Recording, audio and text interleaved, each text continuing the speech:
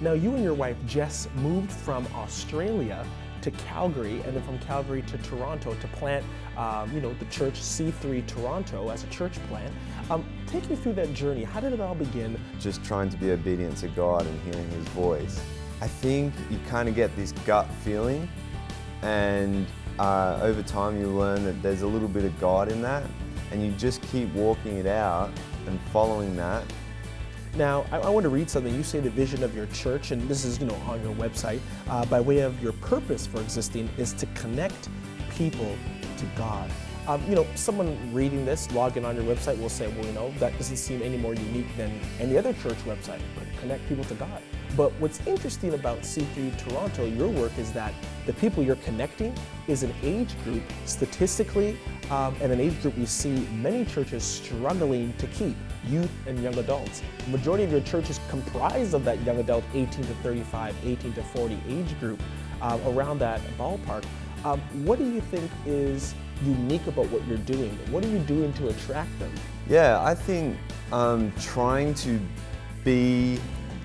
put strategy or trying to put cool to something is not working as much, like trying to sugarcoat it or fluff it up or trying to act a certain way towards young people doesn't work. I think what young people need, or what any person alive today needs, is just real, authentic truth.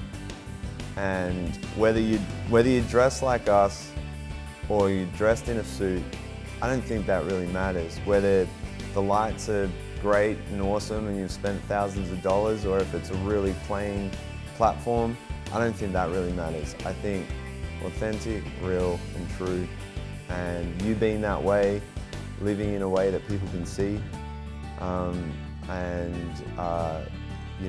presenting God in a way that people can see. I think that's attractive. I think people like that. I want to refer to a Maclean's article that just came out last year, analyzing how Canada is really taken to religion and faith. Young and Faithful says, for the Canadian-born, religion is an older person's game. Not so for immigrants. And I want to focus on age groups 18 to 34 and, of course, 35 to 54.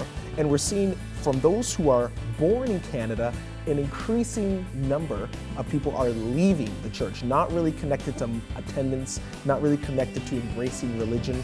And those who are born outside of Canada, we're seeing these numbers rising, whether it be between 18 to 34 or 35 to 54.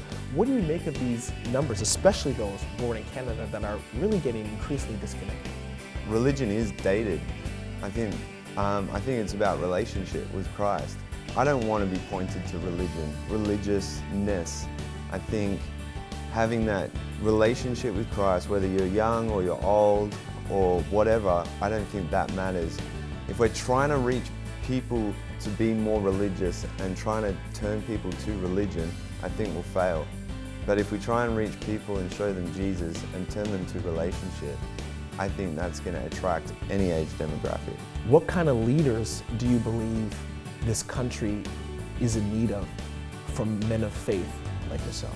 I think selfless, like as long as a person is looking and has a heart for other people, that's a selfless person, I don't think you can go too wrong in leadership. To me, serving and leadership, those two words are interchangeable. And so I think that if the leaders come to serve the nation of Canada, serve the people of Canada, I don't think it can go too wrong. Now I've got to ask you this, there seems to be, you're from Australia, as we know, moved to Toronto. When I look at the landscape of faith in Australia, we're seeing some great faith movements coming out of Australia, the Planet Shakers, C3 Church, Hillsong, great global movements coming out of Australia, especially as church planting goes.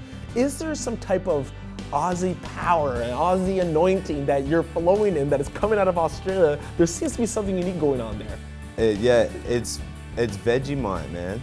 You just gotta eat more Vegemite. We're happy little Vegemite, we bright as bright can be.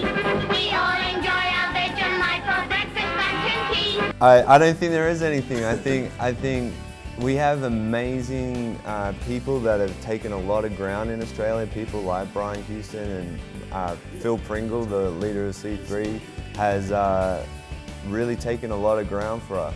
And so I think Canada is right in the sweet spot, ready for people to lead well in this nation. And I think people are going to say that about Canadians. 10 years from now, you watch, people will be like, man, how did Sheldon have it? Like, how did he do that? And like, and the great leaders of the world will come out of Canada. My friend Sam Picken. Yeah, awesome.